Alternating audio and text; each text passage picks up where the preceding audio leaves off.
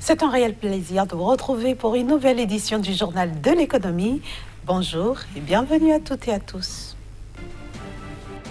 La BCEAO apporte sa contribution à la lutte contre la propagation du nouveau coronavirus.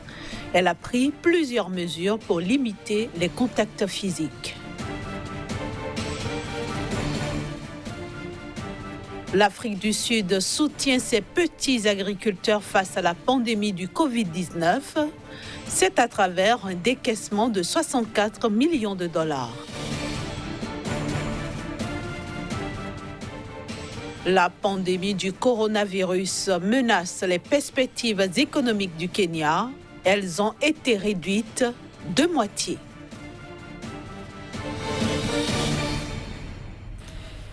La Banque centrale des États de l'Afrique de l'Ouest n'entend pas rester les bras croisés face à la propagation du nouveau coronavirus. Elle met des bouchées doubles pour la promotion des gestes barrières, notamment ceux visant à limiter les contacts physiques. Ainsi, de nouvelles dispositions sont entrées en vigueur pour une durée de 30 jours renouvelables en vue de réduire l'usage de la monnaie fiduciaire. Face à la crise sanitaire qui frappe de plein fouet ses pays membres, la BCEAO, Banque centrale des États de l'Afrique de l'Ouest, privilégie les paiements électroniques à l'usage de la monnaie fiduciaire.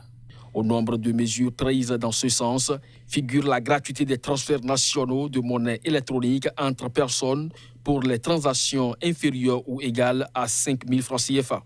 Outre les moyens de paiement mobile, cette disposition porte également sur les virements entre comptes bancaires et porte-monnaie électronique. Autre mesure annoncée, les paiements de factures d'eau et d'électricité via la téléphonie mobile pour les montants inférieurs ou égaux à 50 000 francs CFA sont exonérés de frais de commun accord avec les opérateurs de chaque pays de l'UEMOA. Convaincus que l'e-paiement sera déterminant dans la lutte contre le coronavirus, la BCEAO, dont la zone couverte a pris du retard en matière de paiement électronique, encourage les commerçants à accepter ces moyens de paiement. Raison pour laquelle les commerçants qui reçoivent les paiements électroniques sont exemptés des commissions qu'ils versent aux émetteurs de monnaie électronique. Par ailleurs, ces commerçants se sont vus réduire de 50% les commissions payables aux banques sur les paiements marchands adossés à la carte dans le réseau du GIM-UEMOA, entendez Groupement interbancaire monétique de l'Union économique et monétaire ouest-africaine. Dans la même lancée, la BCEAO s'engage à ne plus recevoir sa part des frais liés au traitement des virements bancaires. Ainsi, sont abaissés de 50% les frais de virement bancaire de la clientèle traitée via le système de compensation SICA-UEMOA. De même, le coût du retrait par carte bancaire ou distributeur automatique de billets dans le réseau régional du GIM-UEMOA a été réduit également de moitié, alors que la Banque centrale continue d'inviter ses banques commerciales à veiller à l'alimentation suffisante des guichets automatiques en billets.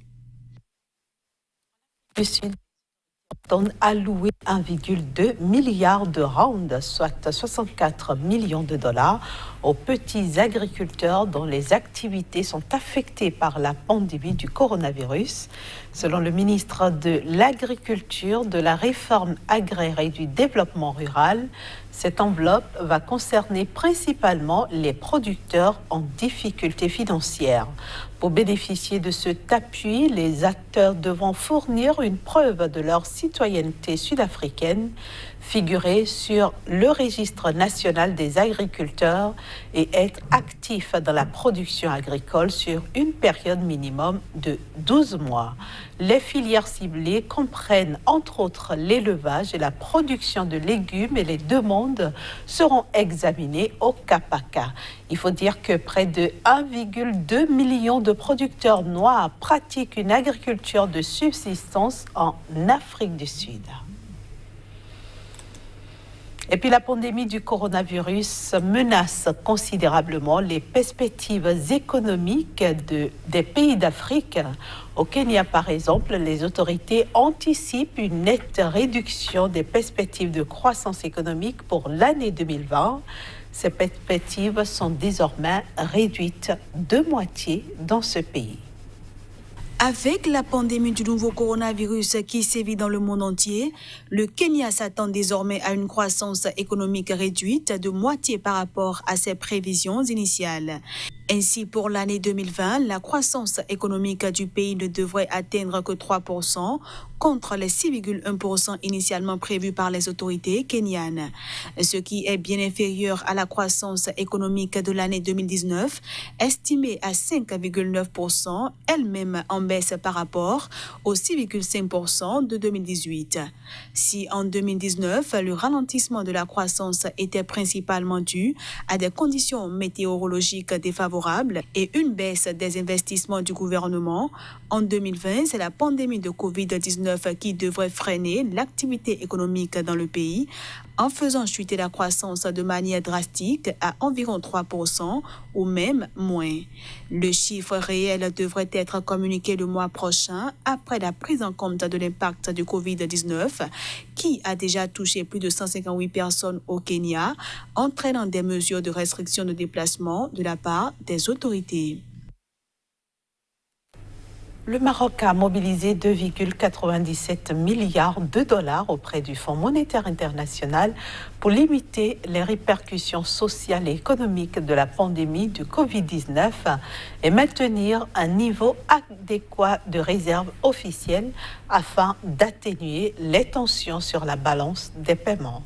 Cette enveloppe ne rentre donc pas dans le cadre des 50 milliards de dollars annoncés récemment par le FMI pour aider les pays en difficulté à gérer les conséquences du coronavirus.